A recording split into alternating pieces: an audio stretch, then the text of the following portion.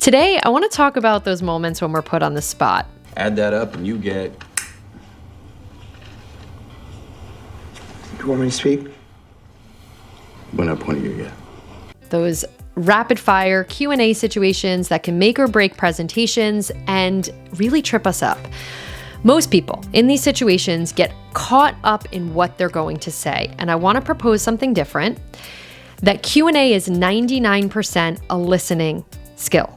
If you know what to listen for, speaking often takes care of itself. See if you agree. Welcome to Read the Room. I'm Mary Falkenstern. In this series, we dive into the subtle language of power and how you can use it to show up with presence and intelligence. Today, I want to share with you 4 ways to navigate on-the-spot questions, and stick around to the end because the last tip that I'm going to share is the most often overlooked, and I believe it can make all the difference. Let's dive in. Okay. Question and answer. Before we can even begin to start to contextualize this and have strategies in our back pocket and a toolkit to respond to questions, we must have a relationship with questions that is productive. If you perceive questions as some kind of attack or like this negative thing where people are trying to sabotage you, you will never be able to access any tools when it comes to really effectively answering questions. So what I want to propose to everybody that in this moment, let's all make a decision that no matter what question it is, without fail, without exception, questions are gifts. They are telling us what the listeners need to know. They're telling us what the listeners care about, which means what they want to engage with. They are a signal of engagement. And for those people who are trying to derail you, they give you an awesome opportunity to show that you've got the stuff to not get thrown off. So they actually give you a platform to demonstrate your leadership prowess by not taking the bait. So let's go into 4 ways to answer what I consider the most common contexts of questions. And I'm not going to tell you how to answer them because you're the pro, you know what you're doing, you know your stuff. And we'll talk about when you don't necessarily know all of the stuff. So there's 4 contexts that I'm going to share with you. The first one is when a question is asked and it's out of order. So it's something you prepared to talk about, it's just not right now. You're on slide 3, it's coming in slide 10. This is a very simple thought process that I follow, and it's just about who is asking, and then I decide how I will respond. So if the person asking a question that is out of order, out of sequence of how I prepared, is a decision maker. So these are the decision maker out of order questions. Answer their question. Go to slide 10. Okay, don't say it's coming to that person. What they are cueing to you, what they're signaling, they're giving you the best gift you could get, which is saying, I want to know the end first.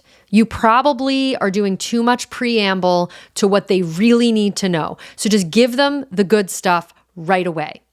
There are times if you can pivot and you can say, okay, maybe I did prepare too many details. I didn't realize don't overly stress about it. Just pivot. And then I want you to listen again. Listen for their body language. Do they seem already bought in? Slide 2 to 10. You don't need it. Just keep proceeding from slide 10. Or you might say, let me walk you through how we got here so that we can address this priority of yours. Always position it to their vision and what they need to get out of it, okay? The second type of person that asks an out of order question, I kindly like to call these people detail seekers. They might be the person that sees things in a spreadsheet. So they see one number and they go down the whole, how does that impact all the other things? They are lovely people. You want them as allies, but my goodness, can they derail a conversation? The key with them is to validate their engagement, to validate their brilliance as somebody who gets and cares about the details, but to not go down the rabbit hole with them if they're not a decision maker. Number 2, are the ones that, oh boy, these can really get us. They can hook us. So this is nervous system alert. The passive aggressive question, where there's clearly an undercurrent of an emotion. And what I want you listening for here is when the undercurrent of the emotion doesn't match the question itself. So they ask a question, but you can sense that, so it could sound like, well, tell me how you got that number. And you can feel like what they're really asking is, I don't trust you. Are you trying to take advantage of me? Now, You don't have to assume you understand what that undercurrent is. All you need to do is know that there is an undercurrent there, and that's enough to inform how you respond. What you won't do when you sense an undercurrent is rationally try to prove this person that you know what you're talking about. Prove to this person that you know what you're talking about, because then you look defensive. And passive aggression is usually because they want their guard needs to be let down. So if you put your guard up, now you're in a fight. There's many ways to diffuse this. There's many ways to lean into this. And it very much depends on past things leading up to this moment in this relationship, as well as what this question is about, who this person is in the room. Do other people in this room feel exactly the same way? Regardless, the go-to that I would offer you to start to develop is to not take the bait, to go into the rational answer and just prove it that you do know your stuff and go into that primal state high gear, but instead to mirror back what you heard them say. Slow down that situation. Okay, so I'm hearing you say that you just literally say it back what they said. Help me understand that question better. And you just ask them back to clarify if there's somebody who you would want that clarification from. Now, there are situations that person is also the derailer, and in that case, you're going to need to cut them off very gently. So, okay, it sounds like there's some concern around this number. Let's see if and you could even get consensus from the rest of the room. Let me just get a sense if anybody else is wondering about that too, if I should address that later on. So then you would want to pull it back so that you're not the one policing that person, but the room is. You never want to turn a Q&A into a one-on-one battle, which brings me into the next one. You're going to like this one because it's something that happened to me this week. So these are the derailing questions. Somebody asks a question. It is out of the scope of what you are there to talk about. This one happened to me 2 days ago.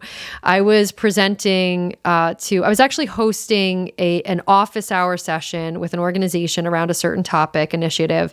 And at the start, first of all, there were people that showed up that I didn't expect to be there. I had prepared. I was prepared. I knew what my intent was. And at the start, though, there were people that were there that I didn't know would be there. And somebody asked a question that actually was out of the scope of the meeting we were there to, what we were there to address. And she said, could you please do X, Y, and Z? Reality. What did I do? I started to look through the people that were there. I started to scramble in that moment to go, wait, am I missing something? You don't need to do that. People that are derailing, you don't need to call them out. Just name your intent again. That's a really great question. And you could say that. It might be a really great question. The intent today is X, Y, and Z. If you have questions or want a further session or want to have a meeting about that, follow up with me after. And I will almost always put it on them. Do not allow somebody who derails anything to be adding something to your plate, because likely it threw you off and you might forget to follow up with them, which then puts you in a contentious situation after the fact. So I like to give it to them. Please feel free to follow up with me after. If it is your bad, because most often these derailing questions stem from a problem before the meeting. So maybe or presentation. So the pre-meeting or pre-presentation expectation wasn't clear. That could be on you. Maybe you weren't clear of your intent. And so people were coming in and there might be more than one person that was confused, in which case you might have to own that in that moment. Clearly, I wasn't as explicit as I should have been. Let me rename the intent now so that we're all on the same page, and anything that's outside the scope that relates to what you just said, I'll own that and follow up. So you would own it if it was your mistake on the front end. If it wasn't and somebody just didn't look at the agenda or didn't understand the objective, let them own if they need something after the meeting, and then go back. Do not get hung up on it like I did on Tuesday. Just allow yourself to let it go and focus back on the people that need you the most in that meeting. All right, that's number 3. Number 4, what do you do when somebody asks you a question and you don't know the answer? Well, I want to start by saying that it's okay that you don't know. It's okay to say you don't know. It's okay to say that in a calm way. There's a million ways to say that. And this is where you want to develop your arsenal, your battery of how to say that. And while I could sit here and give you a million of them, I recommend that you start to listen in meetings to people that do this really well in your culture, in your environment, and start to try on some of the ways that they do it. But I would like to push the thinking on this, because you'll hear more and more if you're listening to people at higher and higher echelons of leadership that they say things like, I didn't realize that people were just making it up when they get to the top. Like, we're all just making it up. Don't worry, they're just making it up anyway. And while that might sound humble, I think that's a very superficial way to frame something very real. Because indeed, it is true. Leaders are making it up. Leaders get the opportunity and a radical responsibility to make it up. They get to make it up because they're at the helm and they're going to uncharted territory and they are leading us there, or you are the one leading people there. So at that juncture of being asked a question of something that you envision, you might not 100% know the answer. So if you're in a more junior position, so often people don't want to answer unless they 100% know every single fact about what the person said. You have a right to answer at the top of your intelligence what you do know confidently, without saying you don't know. You don't always have to say, well, I don't know the answer to that, or not respond and defer to somebody else. Practice putting yourself in the hot seat to take a stab at it in that moment. Frame it as, here's one way to think about that, or the best way I could frame it, which means there could be other ways, and then pause. And then listen. They might have follow-up questions, and now we can get into a conversation around building a new idea based on a question somebody asked without getting hung up in somebody knowing all the answers to something that is in the future, undecided, that might not inherently have a distinct and definitive answer. So that's how I want to push your thinking on ways that you can answer a question that you don't know the answer to. One, it's okay to say you don't know if that's what you feel comfortable with. But two, also feel the ownership and the liberty to share something you do know.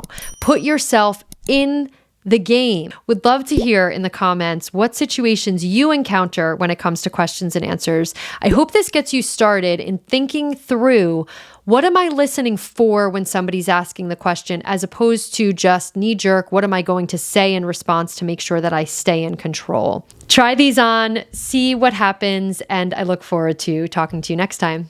Cheers.